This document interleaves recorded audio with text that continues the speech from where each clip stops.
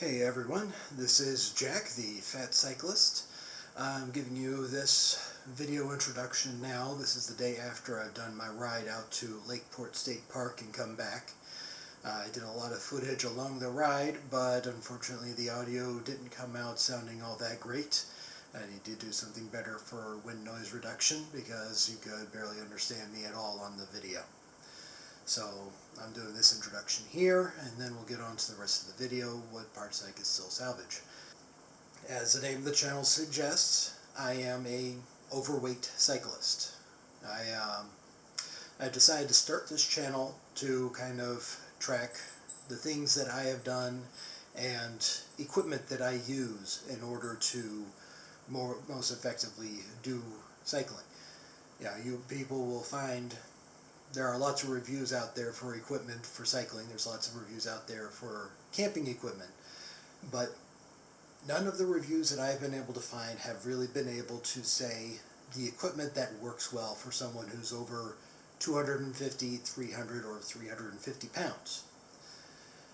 And, as anyone who's overweight like myself has come to realize, not everything works when you weigh more than 60% of the people that use the equipment that's being sold. And for the most part, the things that you find out there for going camping or for cycling are meant for people that weigh 250 or less. There's a very small market out there and very small selection of equipment that's really meant for the heavier people. And finding what works for someone that's heavier can be pretty much impossible. What I hope to do with this channel is to give my impressions on the equipment that I have found and used over the years and give an honest review of how well it's worked out. So far, everything that I will be reviewing is items that I've purchased for myself, by myself. I don't have any endorsements or sponsorships yet. If you're out there that you have equipment that you think is rugged enough for a heavy person, let me know. I'd be happy to try it out. But at least so far, everything that is being reviewed is my equipment.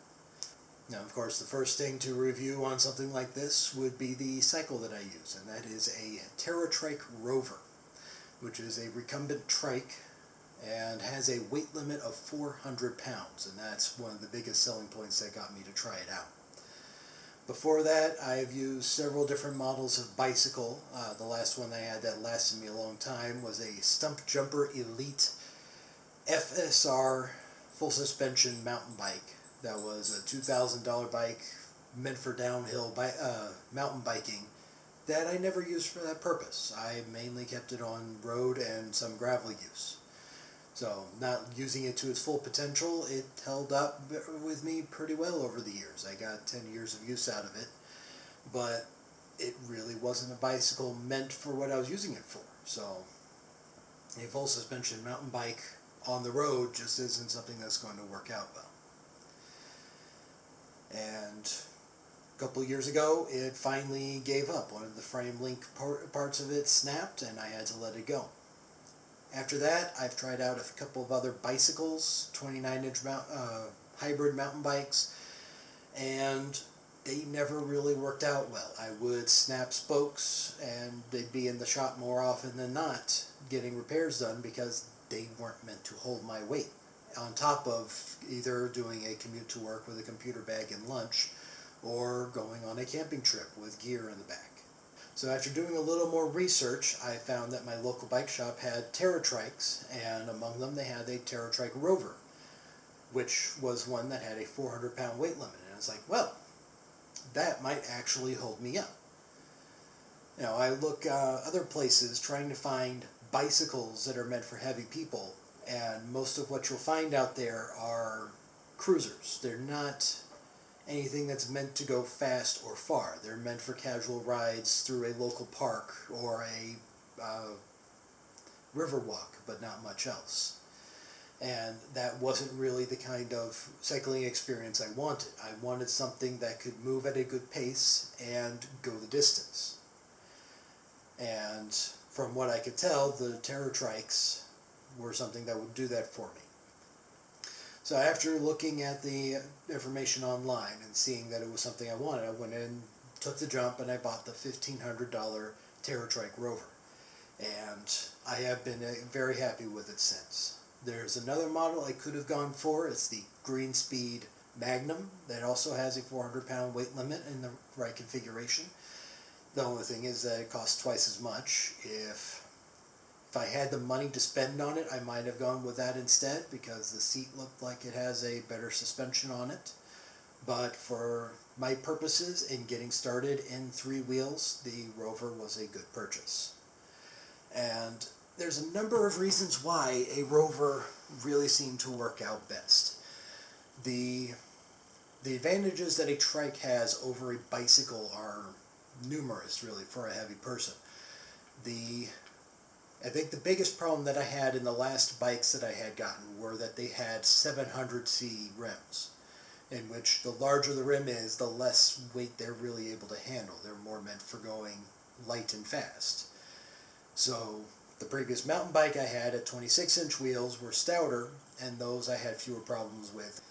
With trikes, you go down to a 20-inch wheel, which becomes extra tough, and it's able to support more weight and take more abuse without anything happening. And as of right now, my trike is in the shop for a 2,000-mile tune-up and service, which I have had no major issues with it since I got it last year. The next main advantage that the trikes have is there are 3 wheels instead of just 2. So your prodigious weight is distributed over more contact pinches with the ground, giving you an easier rolling resistance. And again, there's less stress on those tougher wheels, so they're able to hold up better. And another advantage is in the seat. Bicycle seats, no matter how big and wide and comfortable you can find them, they're still going to be a pain in the ass for someone who weighs over 300 pounds. And if you get a seat that's too big, it starts becoming a problem with your hips and legs and not letting you get a proper stroke through. So there's only so far you can go, and it's still going to be an uncomfortable experience if you're heavyweight. With a recumbent trike, you have a seat that is comfortable. Even I have no problems on the stock seat that came with the Rover. I have had some experience with the wide seat that the TerraTrike has for the Rover as well, which is a couple of inches wider, and it is significantly more comfortable. But I have since given that seat to my wife, who is getting onto her own TerraTrike this year, and I've gone back to the stock width seat, not wanting to buy a new one yet. The handlebars on the Rover, I did go ahead and get the wide handlebars for them, which it doesn't sound like much, but it extends the handles out by an extra inch, which opens up the area around the knees and the hips a lot and makes it very roomy, and there's my legs don't have any problems hitting the controls or the handles except when I'm making a very tight turn. It is easier in that way also. You're not having to put your weight on your legs, your body weight on your legs when you're pedaling. Now, when you're pedaling an upright bike, you're supporting your body on the pedals as well as pushing the pedals to turn the chain and get the bike moving. But with a trike, you are sitting your weight down on the trike, and then you just have to use your legs to push the pedals. If you want extra power, you can push your body into the seat and against the pedals and put as much leg power into that pedal stroke as you want. And another nice thing with the trike is a lot of the gear that you will carry with you, whether you're going on a commute or you're going on a camping trip, it's going to sit behind you. And because you are low and sitting pretty much right between the wheels already, where you would put your gear ends up being in your windstream. It sits directly behind you in the seat, or if it's in a trailer further back, which I have done before last year, it's still largely within the windstream that your body creates, which means there's a lot less wind resistance than when you have an upright bike that you've got your panniers on the wheels or a trailer further back, and the only thing within the same wind stream it's at is your legs. And there's a lot of area for wind to move around, and then it gets caught up on the baggage and you get that extra wind resistance. But with a trike, your body, your legs, your baggage, everything is in line. So there's a much smaller wind footprint that you get. Anyway, that's largely the review I wanted to do with this video. I'll have thrown up a lot of pictures of my trike and its setup in various configurations that I have done during this introduction, and then we can get on to seeing the rest of my trip up to Lakeport. A couple of pictures of the campsite that I took. I will be doing reviews of the equipment I use, the tent, sleeping system, and everything for future videos. But for this one, this is mainly just enjoying my ride out to Lakeport. It's about a 100-kilometer ride out and staying back over 2 days. I hope you enjoy.